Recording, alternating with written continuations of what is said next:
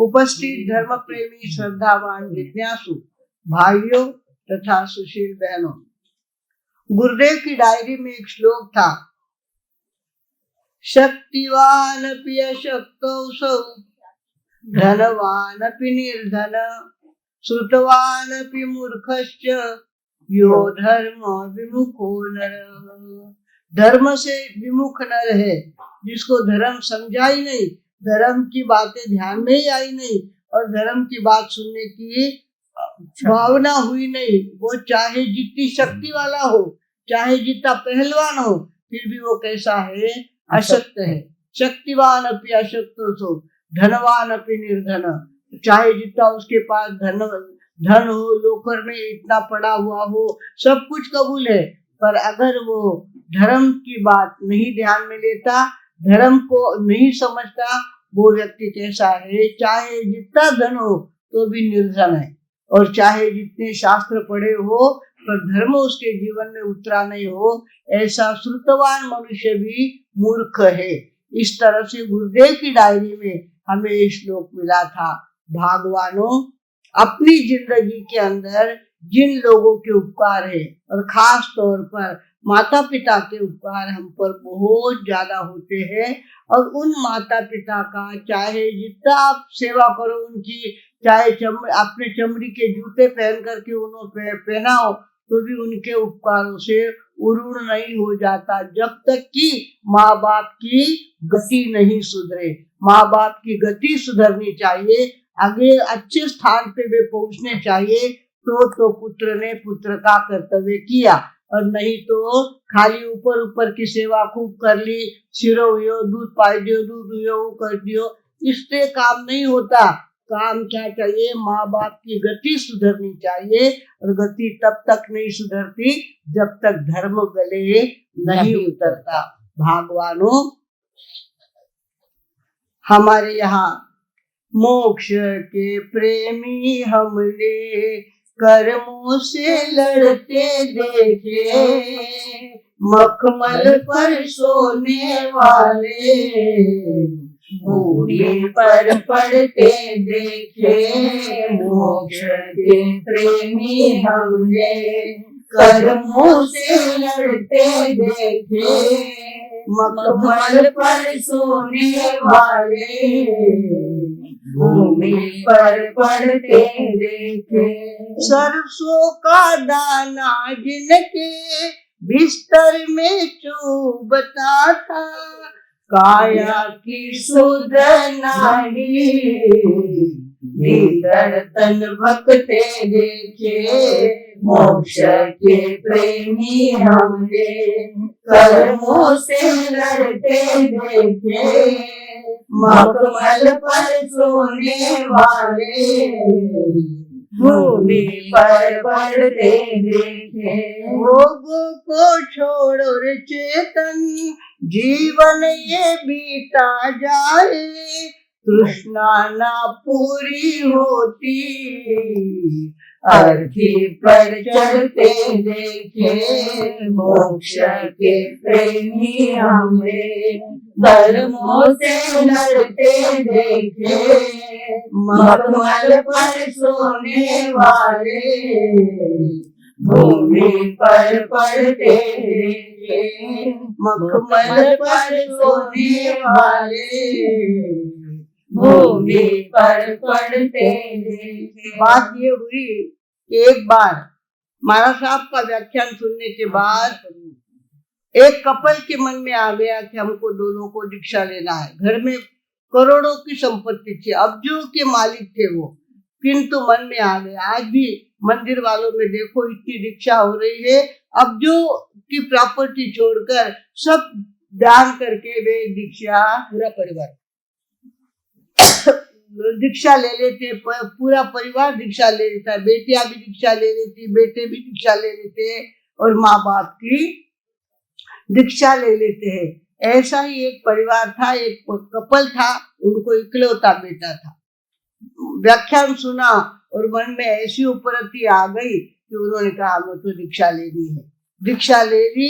छोटा सा लड़का था, उसको भी साथ में ले लिया, उसको भी गुरुदेव ने दीक्षा दे दी। दीक्षा। हमारे यहाँ भी हमारे प्रज्ञा जी महाराज साहब 10 साल के थे तब दीक्षा लिए, 10 साल के थे, और गुरुदेव ने अपने इसमें इंट्यूशन देखा उन्होंने, तुम्हारी जवाबदारी है ये दीक्षा पालीला और व्यवस्थित पालीला। और आज भी गुरुदेव के पूरे कायदे हमारे प्रज्ञा जी महाराज साहब पालते हैं, कुछ भी कायदा छोड़ते नहीं। जो गुरुदेव को पसंद था वैसा ही वो रहते हैं भगवानों। 10 साल की उम्र में गुरुदेव ने अपनी हिम्मत से उनको दीक्षा दी थी,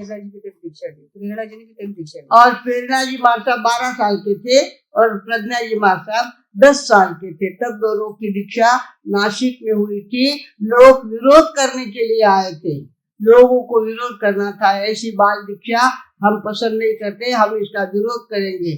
तो वह शरद जोशी का शेतकरी आंदोलन चालू हो गया, और जहाँ के वहाँ गाड़ियां नासिक तक पहुंची नहीं, कोई गाड़ियां नासिक तक पहुंची नहीं, और आराम से इनका जुलूस निकला और बड़े धूमधाम से दीक्षा हो गई। हमारे अरुण प्रभा जी महाराज साहब ने तो उठा के गोद में लिया था प्रज्ञा जी महाराज साहब को। इस तरह से भगवानों दीक्षा हमारे यहाँ होती रही है, और ये संस्कार अपने आप अंतर में फलते हैं, फूलते हैं और आदमी को मुक्त करते हैं।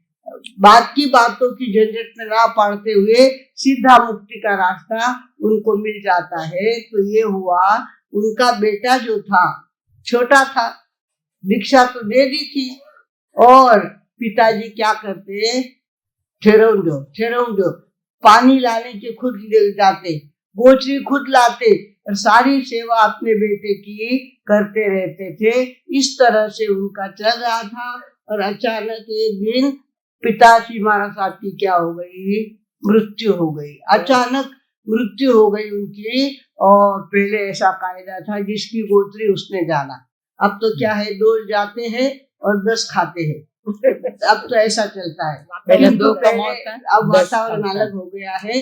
पहले क्या करता था, अपनी अपनी गोची खुद के लाना और खुद ने खाना। वो बड़ा घटा भी उसकी जिम्मेवारी है, बढ़ना भी नहीं चाहिए और कम भी नहीं पड़ना चाहिए, ऐसी अपनी जिम्मेवारी पर गोचरी लेके आना।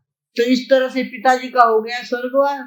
अब ये छोटा लड़का, इसको तो पानी लाके देने वाला कौन, गोचरी लाके देने वाला कौन, पिताजी तो चले गए।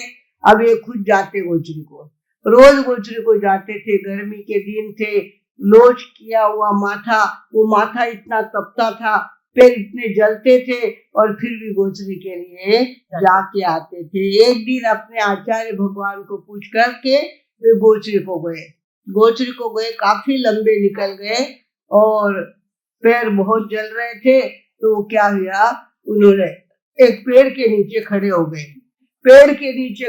गए। सामने एक चालूबाई का घर था, नगर वधु का घर था, और उसने देखा, अरे बाप रे कितना सुंदर साधु है ये, और फालतू अपनी जिंदगी त्याग तप में गवाता है।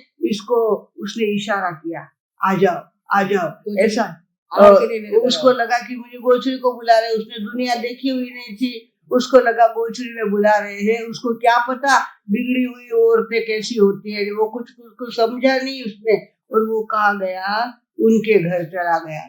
चलने के बाद इसने तो अपना नाटक शुरू कर दिया, उसकी सेवा करना चालू कर दिया, उसके शरीर पे हाथ फिराना चालू कर दिया, और उसको बड़ा अच्छा लगने लग गया। अरे इतना अच्छा होता है क्या, इतनी दुनिया अच्छी होती है क्या, मैं कितनी कष्ट करता हूँ, कितने जलते पैर में गोचरी के लिए जाता हूँ, कितनी प्यास लगने के बाद पानी के लिए जाता हूँ, और कितना कठिन नियम मुझे पालना पड़ता है, यहाँ बहुत अच्छा है। तो वो क्या हो गया, उस भाई ने कहा रह जाओ, नहीं है कि जाओ मत, क्या कहा, जाओ मत, रह जाओ यहाँ पे, और वो रहने लग गए। उसको मजा आने लग गया, खूब आनंद। भोगों में आनंद ही आता है, क्षणिक आनंद होता है वो, जिसका नतीजा दुखमय होता है। ऐसा आनंद भोगों में मिलता रहता है। हमारी बहनें शादी के लिए कवारी होती तब इतनी ललचाती है, ऐसा लगता है कि हमारी सगाई करी हुई, और शादी होने के बाद कहते माता साहब मैंने पहला मालूम रहे तो रात नहीं था दीक्षा लेने, मैंने मालूम नहीं इतो संसार में इतो त्रास रहे, वो मालूम न हो तो जिनको मैं मन क्यों नहीं ले गया थे, मैंने क्यों नहीं लिए साथे, इसकी मंगल प्रभा जी की बहनें भी बोलती है, मंगल प्रभा जी लिए माने क्यों नहीं साथ लियो। इस तरह से भगवान वो क्या हो गया, वहां रम गया, बहुत मजा उसको आने लग गया। वो बाई इतनी सेवा करती उनकी, उनके पैर क्या दबाती, उनके पैर में तेल लगाती, अच्छी अच्छी चीजें बनाकर गर्मा गर्म उसको खिलाती। उसको लगा अपनी बोझरी में तो रोज के ठंडे फल के आते हैं, इतने घरों में घूमते हैं तो ठंडी रसोई हो जाती है, वो हम खाते हैं, और यहाँ तो गर्मा गर्म वो बाई इधर से चूल्हे से उतारती है और उधर मुझे परोसती है। कितना अच्छा लग रहा है, कितना अच्छा लग रहा है, उसको बहुत अच्छा लग रहा था। बाकी ज्ञान तो कुछ था नहीं, छोटे थे, छोटी उम्र में दीक्षा ले ली, दुनियादारी कुछ मालूम नहीं थी। और उधर माँ को समाचार पहुंचे, माँ को विहार करते हुए कहीं गए, दूर गए हुए थे, उनको समाचार मिले कि उनका बेटा गोचरी के लिए गया जो वापिस आया ही नहीं, गोचरी के लिए गया तो वापिस आया ही नहीं। ये समाचार जब माताजी बाल साहब को पहुंचे तो वो विहार करते हुए उस गांव में पहुंचे जहाँ आचार्य भगवान विराजमान थे, जहाँ उनका बेटा गुम हो गया था। अब वो क्या करने लगी, गली गली में जाती, उसको कुछ सोचता नहीं था, मेरी बेटी ने इतना अच्छा त्याग किया था और त्याग उल्टी क्या हुआ, वापिस चाटने लग गया, वो किसी के घर चला गया, उनको बहुत दुख होने लग गया और वो गली गली में घूमने लग गई, अर्णक अर्णक अर्णक, इस तरह से। अरहन्नक नाम होगा उसका, अरहन्नक नाम था उसका, अर्णक हो गया था। तो अर्णक अर्णक करती घूमती, इस गली में जा, उस गली में जा, उस गली में जा, पर कहीं अर्णक उसको मिल नहीं रहे थे। एक दिन एक गली में माताजी माँ साहब गए, प्यारे अर्णक पधारो, अर्णक अर्णक करने लग गई। तो उसको ध्यान में आया कि मेरी माँ की आवाज है, ये मेरे माँ की आवाज है। और वो गैलरी में आए और कहा ठहरो माता जी, मैं यहीं पे हूँ, मैं अभी नीचे आता हूँ, तुम्हारे पैर छूता हूँ, मैं अभी आया अभी आया। इस तरह से करके अर्णक कहा गए, नीचे उतर के गए और माँ को कहा कि माँ मुझे यहाँ बहुत अच्छा लगता है, इतना वो मुझे प्रेम करती है बाई, इतनी अच्छी बाई हमको मिली है, गरम और गरम तो खाने को देती है, इतना प्रेम करती है और मेरा यहाँ बहुत मन लगा हुआ है। बेटा इसमें सार नहीं है, इसमें से कोई मक्खन निकलने वाला है नहीं, इसमें से कोई माल निकलने वाला है नहीं, और तेरी अनमोल जिंदगी है, 84 लाख योनि में घूम के आया हुआ तू जीव है, और 7 नरक तूने देखे हैं, सारे स्वर्ग तूने देखे हैं, सारी योनियों में तू जाके आया है, और अब इस तरह से अगर तू यहाँ रह जाएगा और अपने मनुष्य जीवन का व्यर्थ उपयोग करेगा तो आगे चलकर तेरी गति बिगड़ जाएगी, तुझे दूसरे योनि में जाना पड़ेगा, कौवा कुत्ता होना पड़ेगा, और न जाने कौन कौन सी सजा सहन करनी पड़ेगी, पता नहीं। भगवान ये छोड़, ये यहाँ का मुंह छोड़ और फिर से गुरुदेव के चरणों में चला जा। उसने कहा देख माँ, मुझे ना वो नियम पालना बिल्कुल पसंद नहीं है, छोटे छोटे नियम पालना, शाम हो गई जल्दी खा लो, रात को नहीं खाना,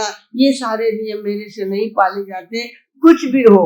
तो माँ ने कहा कुछ नहीं होता है तो प्रायश्चित करो, कुछ भी प्रायश्चित करो, तुम्हारी गति बिगड़े इसके लिए मैंने जन्म नहीं लिया है, मैंने जन्म से तुमको संभाला है, तुम गर्भ में आए तब से मैंने धर्म ध्यान किया है और तुमको बड़ा किया है, और इसके साथ इतने उच्च परिणाम से तुम्हें दीक्षा दी है। मैं तुमको ऐसा भटकने नहीं दूंगी, ऐसा गलत काम नहीं करने दूंगी, तुम्हारी गति बिगड़नी नहीं चाहिए, तुम्हारी अच्छी गति होनी चाहिए, आगे ऊपर जाना चाहिए, नीचे जाने के लिए ये मनुष्य जीवन तुम्हें नहीं मिला है। इस तरह से उसने कहा। तो अर्णक के बात ध्यान में आ गई, कहा दीक्षा तुम्हें पाल नहीं सकता, छोटे छोटे नियम मेरे से पाले नहीं जाते, पर आप कहते हो तो जंगल में जाकर के संथारा ले लूंगा। क्या करूंगा? माँ की आज्ञा है, संथारा ले लूंगा और पत्थर पे बैठ करके अपने संथारे के दिन निकालूंगा, तुम्हारी आज्ञा मैं नहीं तोड़ूंगा। इस तरह से अर्णक मुनि ने जंगल में जाकर तपे हुए पत्थर पे बैठ करके संथारे का पचकान कर लिया, और जब तक शरीर में प्राण थे तब तक नौकार गिनते रहे, सतत जागरूक रहते रहे। और एक दिन उनकी गति ऐसी हुई, सारे कर्म उनके झड़ गए, आत्मा पर चढ़े हुए कर्म थे, तपश्चर्या के कारण सारे कर्म साफ हो गए और वो सिद्ध बुद्ध और मुक्त हो गए।